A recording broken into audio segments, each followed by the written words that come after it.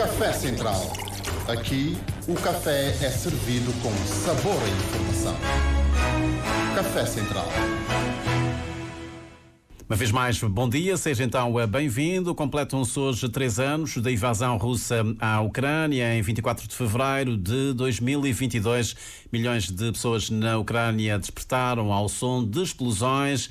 Para alguns, os touros eram tão próximos que aparentavam a guerra embaixo das suas janelas. 3 anos depois, a Ucrânia segue sendo alvo de ataques diários. É este o nosso tema hoje de conversa no Café Central. Uma vez mais, agradecemos a colaboração do embaixador Fernando Anô. Bom dia, obrigado pela disponibilidade. Era previsível que esta guerra durasse assim tanto tempo? Ou faço-lhe a pergunta de uma outra forma, que a Ucrânia pudesse aguentar o esforço de guerra por 3 anos contra a Rússia? Estamos a falar de uma potência militar nuclear. Bom dia, senhor embaixador.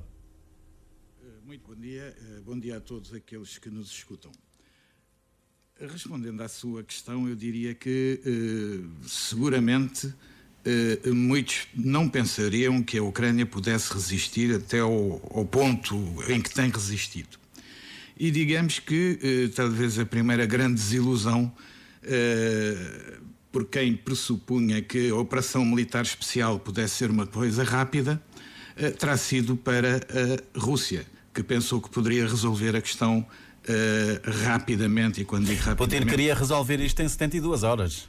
Qualquer coisa do género. Portanto, por aqui se vê que a Ucrânia resistiu e, de facto, nós pensamos de uma forma geral que não poderíamos cogitar que a Ucrânia pudesse resistir tanto tempo. Tem resistido bem, tem-se empenhado à custa de muitos mortos, estima-se em cerca de 80 mil mortos, 400 mil feridos ou estropiados, e, portanto, uma fatura muito pesada, para além de mais de 10 milhões de pessoas que abandonaram, de refugiados que abandonaram o país. A situação, naturalmente, terá que ser difícil, porquanto estamos a falar de uma guerra perfeitamente assimétrica. A Ucrânia não tem as disponibilidades nem militares, nem de população, nem de recursos naturais que o seu inimigo, ou seja, que a Rússia tem. E, portanto, aqui o elemento populacional é extremamente importante. E se a própria Rússia acaba por estabelecer alianças com outros países, como seja o caso do Irão para a questão tecnológica, nomeadamente o fornecimento de drones, quer com a própria Coreia do Norte, que forneceu militares, vê-se que a Ucrânia está perante todo um complexo, diria, de situação difícil perante a Rússia, não é? E 3 anos depois vem aí um plano de paz, enfim, que está a ser gizado pela nova administração norte-americana, portanto, e um plano que está a ser discutido entre Washington e Moscou, entre Donald Trump e Vladimir Putin, e que deixa de fora, e é que está à surpresa, a Ucrânia, a própria Ucrânia e também a Europa. Como é que olha para esse cenário? Bom, a primeira grande questão é, efetivamente, e que causa estranheza, como é natural, como é que o principal interessado não está sentado à mesa das negociações. E, portanto, como é que lhe podem propor uma paz na qual não participa. Mas eu diria ainda que não entramos, tudo leva a crer que não tínhamos entrado ainda na fase da negociação para a obtenção de uma paz na Ucrânia.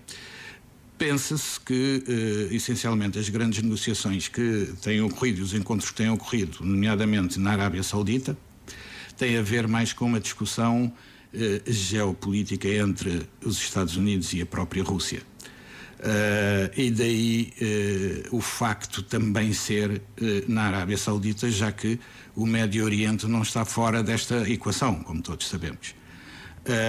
Daí que se pressupõe que não tenha entrado ainda declaradamente nas questões concretas do acordo de paz da Ucrânia, embora tenham sido já anunciados vários outros princípios, como sabe-se que uma das condições da Rússia será o levantamento das sanções, e aqui aproveito para dizer que as sanções que foram feitas pelos ocidentais, quer pela Europa, quer pelos aliados da NATO, quer pelos Estados Unidos, à Rússia, todos os observadores são unânimes em considerar que estão ou começam a fazer sentir os seus efeitos na economia russa, porquanto se alguém pode trazer, sei lá, um pacote de chips e de circuitos integrados dentro de uma bolsa, não poderá fazer-se a mesma coisa com um Boeing ou com um motor de um Boeing, não é? E, portanto, as sanções começam a ter o seu efeito. E esta é uma das condições. E nós ouvimos hoje que há mais uma vaga de sanções que aí vem. Pois, Putin fez saber também que uma das questões fundamentais justamente é o levantamento dessas sanções. Sanções são um meio de pressão, não é? Como é óbvio. E, portanto, que tendem a forçar essa negociação para a obtenção de um plano de paz. Naturalmente que a sua observação tem toda a razão de ser, aliás, é aquela que todos nós estamos um pouco admirados pela ousadia da exclusão, diria assim, se me é permitida esta expressão, da Ucrânia da mesa de negociações. Isto não quer dizer que não possa, quando se entrar no âmago da questão, que a Ucrânia não possa estar. Agora, o que de facto não é aceitável, ou não parece ter sido aceitável enquanto estratégia, é que aquele longo telefonema do presidente dos Estados Unidos ao presidente da Rússia, que deu início a esta, que está na base desta ronda de negociações, tenha sido feito diretamente para falar da questão da Ucrânia, sem que esse telefonema durou 1h40, segundo os observadores, sem que o presidente Zelensky tenha sido informado previamente. Ele acaba por ser informado posteriormente. Ou seja, esta é uma forma de fazer diplomacia um bocadinho ao arrepio do direito internacional, ao arrepio das conquistas civilizacionais que foram construídas nas relações entre nações, e que não estão a ser respeitadas, as coisas não seguem o caminho normal, diria mais que estamos, se calhar, numa diplomacia do século XIX, em que, de facto, o protagonismo das lideranças se fazia sentir mais que o peso institucional dos países.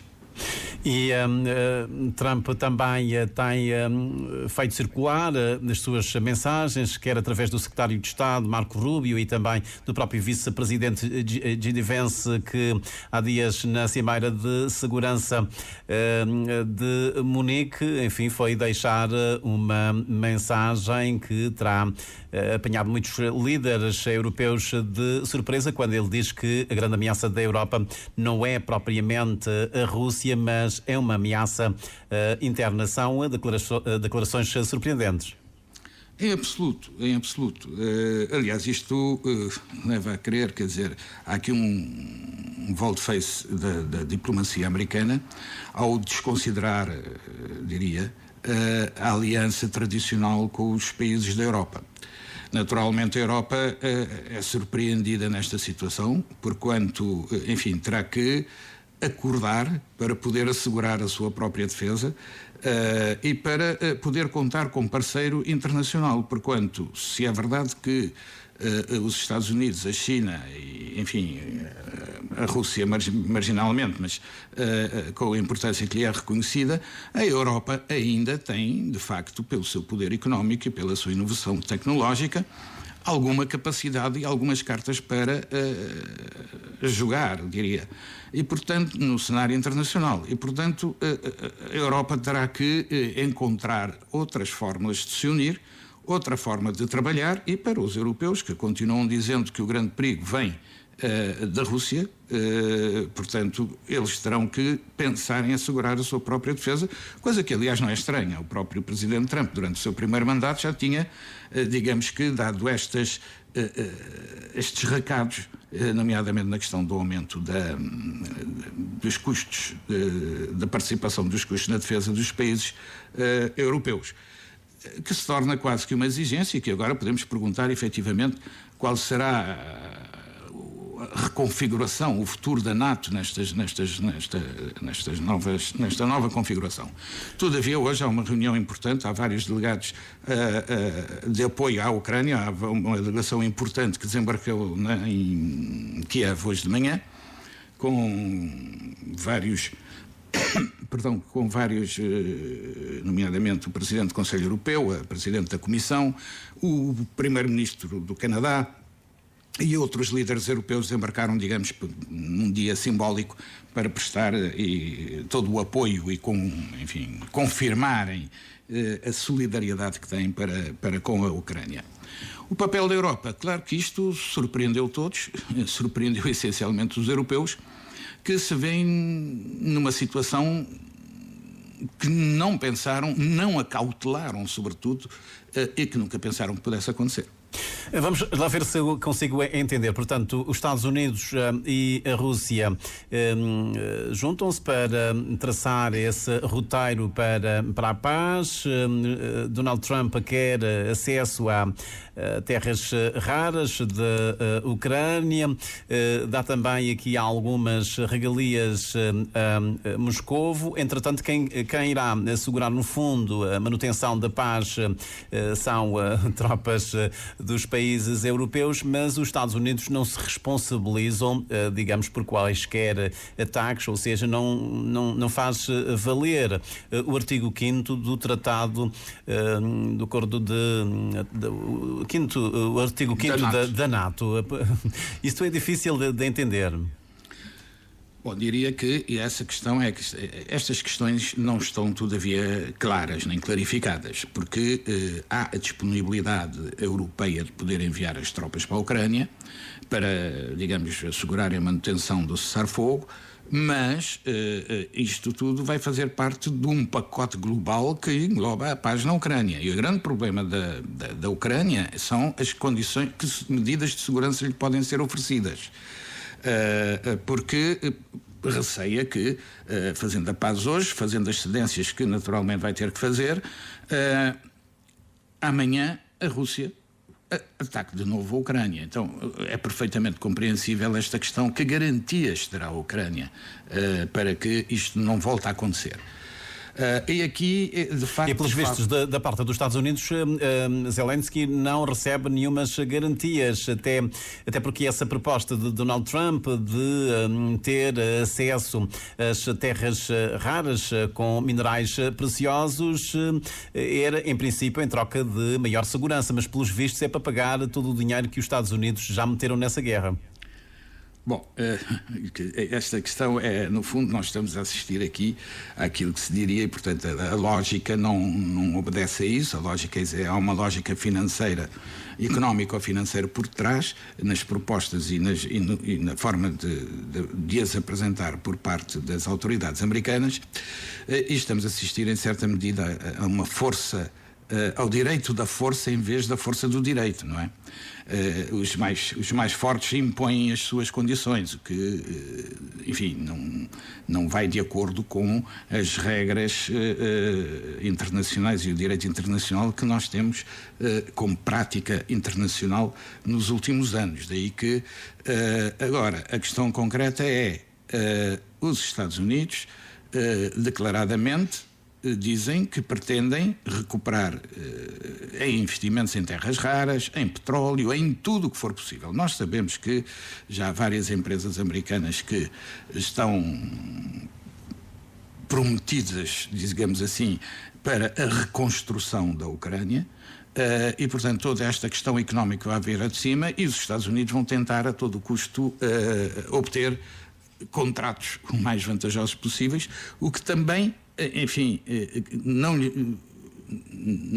garante à Ucrânia esta segurança que a Ucrânia busca, mas que é uma forma economicista de Trump de ver esta questão. Os números dos montantes, porque Trump fala em 350 bilhões, portanto, bom, as contas feitas parece que andam entre os 100 e os 180, mas, seja como for, a lógica foi um apoio concedido pelos Estados Unidos da América por um regime legal juridicamente falando, institucionalmente falando, que foi apoiada e aprovada pelo Presidente dos Estados Unidos da América.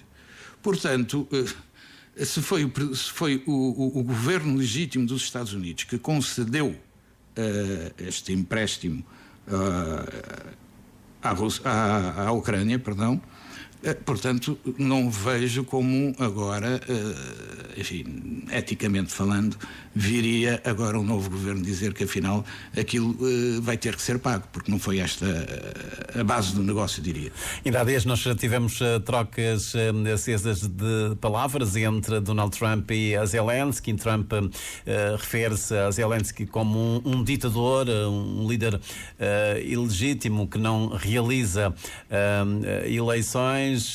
E, aliás, a responsabilizar, a culpabilizar Zelensky por ter iniciado esta guerra. Zelensky a responder que Trump está a viver numa bolha de desinformação que, no fundo, é feita, é montada pela Rússia. Como é que analisa essas declarações e essa troca de argumentos ou de mimos?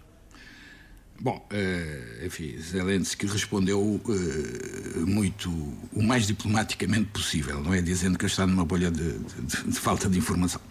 Todavia, o que acontece é que nós vemos os Estados Unidos retomarem efetivamente alguns dos argumentos que foram expendidos por Putin, que dizia exatamente isso, que não reconhecia legitimidade ao presidente da Ucrânia, já que o seu mandato teria passado. Ora, isto é uma falácia, não é? Porque todos sabemos que em estado de guerra não é possível organizar eleições. Há populações deslocadas, não há condições de segurança para a realização e troca de opiniões, como comícios, para campanhas eleitorais. Portanto, está em vigor a lei marcial, não é? Exatamente, portanto, não há cá, isto é uma falácia dizer que ele é ditador por esta base. Quando estabelecido a paz, naturalmente haverá eleições, e nós sabemos que o presidente Zelensky tem tido, de facto, aquilo que se diz um desgaste provocado pelo desgaste de poder, a sua cota de popularidade tem vindo a descer. Mas isso é normal e acontece com qualquer governante, não é preciso estar em guerra, não é? Mas Zelensky ontem já veio dizer, até admitir que pode renunciar ao cargo se a Ucrânia aderir à União Europeia e integrar a NATO. A NATO, pronto. A adesão à União Europeia parece não constituir nenhuma dificuldade. Enfim, a não ser a dificuldade da União Europeia ter um Estado-membro e que normalmente terá que seguir um calendário com negociações, com prazos de execução de implementação de determinadas políticas, etc. E isso a Rússia mesmo já disse que não se opõe. O problema é sempre o mesmo. O problema para a Ucrânia é a questão agora de garantias de segurança que não lhe vai acontecer. E a mesma coisa, uma vez celebrado o acordo de paz. Isso que implicará naturalmente cedência, troca de terrenos, seja de território, não é? Agora, eles querem alguma garantia, o que parece ser normal, mas a entrada para a NATO, de facto, é uma questão difícil, porquanto é um dos pontos que a Rússia estima como fundamentais. E assim sendo, terá que ser alvo de uma negociação e não é garantido que a Ucrânia possa integrar a NATO. Eu devo lembrar que a Ucrânia já tinha feito pedidos anteriores para a sua adesão à NATO, muito antes até do conflito. E a parte ocidental, os restantes membros, sempre foram, digamos, dizendo que ainda não era o momento para que a Ucrânia pudesse entrar na NATO. Isto era uma posição que tentava conciliar ou não despertar o inimigo, que era a Rússia, porque todos sabiam que esta seria eventualmente uma linha vermelha e ninguém estava interessado em abrir ou ter hostilidades com a Rússia. E, portanto, a Rússia, por sentir eventualmente que este era um perigo iminente, ter a NATO na sua fronteira, resolveu ter então esta operação especial, militar especial, à margem do direito internacional, como todos sabemos. Muito bem, em instantes estávamos precisamente a falar das alternativas, ou pelo menos das soluções que a Europa busca, tendo em conta esta nova postura do presidente Donald Trump, a essa iniciativa de Emmanuel Macron. Bom, o que é que a Europa pode fazer, tendo em conta que, pelos vistos, não vai poder continuar por mais tempo com essa garantia de segurança e de proteção que é oferecida pelos Estados Unidos. Já agora pergunto-lhe se vai mudar alguma coisa nessa estratégia da Alemanha com as eleições e com o regresso dos conservadores. Como é que olha para os cenários e os desafios que se colocam, digamos, à segurança da Europa? Bom, hoje sabemos que o presidente Macron, salvo erro, vai ser recebido hoje pelo presidente Trump e a seguir o primeiro-ministro inglês também será recebido nos próximos dias. Naturalmente que eu julgo que aqui a questão da Ucrânia vai estar na agenda e será discutida, embora, como disse, as audiências sejam em separado. Sobre a questão do que é que pode haver? Fala-se numa força nuclear rápida, força que seria então constituída pela Inglaterra, França e eventualmente Alemanha, na Europa, com armas, dotada de armas nucleares e, portanto, uma força de dissuasão. Fala-se, mas isto é algo que tem que ser implementado e tem que ser discutido e acordado devidamente. As eleições na Alemanha, a mudança de primeiro-ministro, a mudança de força política, sendo os centristas que ganharam, os democratas cristãos, há de facto, aparentemente, uma mudança na política externa no que tange à Ucrânia por parte da Alemanha. E espera-se eventualmente que este próprio eixo Paris-Berlim possa ressurgir com mais força e presume-se que poderá haver efetivamente maior empenho militar da Alemanha, que até esta data se tem recusado a passar determinadas fronteiras, a criação eventualmente de uma força militar conjunta com as outras duas grandes potências europeias, ou seja, a França e a Inglaterra. A ver, vamos, mas seguramente há aqui uma diferença significativa na postura alemã face a este conflito. Portanto, e de repente a Europa acorda e descobre que tem que cuidar ela própria da sua segurança. Vida, exatamente. Esta que é, de facto, a realidade. O Sr. Embaixador concorda que nós estamos a assistir ao fim, digamos, de um ciclo histórico que vem desde o final da Segunda Guerra? Naturalmente, as evidências estão todas aí, não sou só eu que posso concordar, acho que quase todos os observadores, as pessoas atentas e se calhar as menos atentas, concordam que estamos a chegar ao fim de um determinado ciclo. Eu diria o ciclo económico, o ciclo político, o avanço extraordinário das tecnologias, e tudo isso acaba por alterar o status quo existente desde a Segunda Guerra Mundial. Portanto, é um fim dessa aliança histórica, essa aliança transatlântica. Eu não direi que seja para já o fim, mas seguramente haverá alterações importantes. Muito bem, Sr. Embaixador, não sei se tem mais algum aspecto em relação a estes 3 anos da guerra na Ucrânia que gostaria de partilhar com os nossos ouvintes, em jeito já de despedidas. Eu diria que muitas vezes nós temos concentrado essencialmente no conflito em si, que é um conflito na Europa, que tem afetado o mundo. E aqui é que é a questão que nos parece importante, que é a forma como o conflito tem afetado o continente africano, particularmente. E aí nós sabemos que, para já, o conflito fez com que a espiral inflacionária no mundo tenha aumentado, com repercussões francamente negativas para os países africanos, por serem os mais vulneráveis na economia internacional, mas também porque o custo do trigo, da farinha de trigo, fundamental para a alimentação no continente africano, subiu estrondosamente com este conflito, devido ao facto de os dois maiores produtores estarem envolvidos nesta guerra. Por outro lado, os fosfatos são muito importantes para a agricultura e, portanto, como adubos. A África teve um crescimento negativo no desempenho da sua agricultura, porquanto os adubos subiram 400% relativamente ao preço antes do conflito. Isto teve implicações grandes na agricultura africana e todas as consequências desta guerra têm sido muito negativas, não só para o mundo em global, mas particularmente para os países africanos e para as economias africanas. Muito obrigado, então. Este era o olhar que eu queria dar um pouco, porque nós centramos muitas vezes na questão europeia, sem querer analisar muito os reflexos e os males que também são gerados por este conflito e que nos acontecem aqui em África.